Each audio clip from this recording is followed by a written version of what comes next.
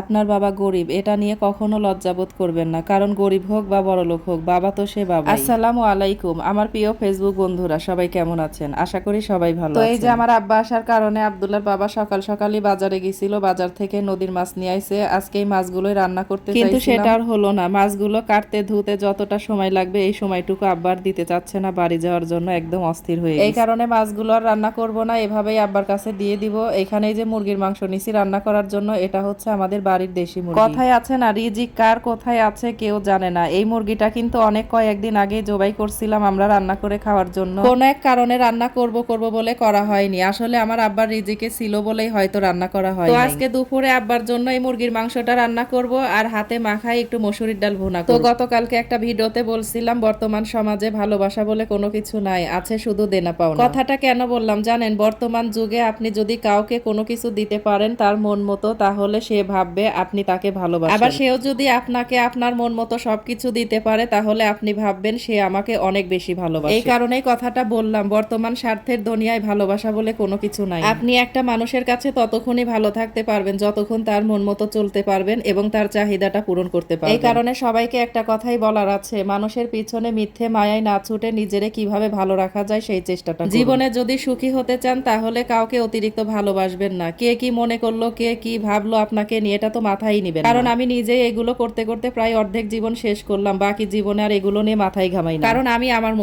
মতো করে যদি কেউ আমারে ভালোবাসে বাসবে, না বাসলে নাই, এটা নিয়ে বর্তমানে আমার কোনো মাথা ব্যথা নেই। তো যাই হোক, কেউ আবার মনে করবেন না যে আমি আপনাদেরকে জ্ঞান দিলাম, কাউরে জ্ঞান দেওয়ার জন্য কথাগুলো বলি নাই, আমার নিজের জীবনের অভিজ্ঞতা থেকে কথাগুলো বললাম। তবে বর্তমান যুগে যে ভালোবাসা বলে একেবারেই কোনো কিছু নাই তা না, একটু হলেও এখনো ভালোবাসা আছে।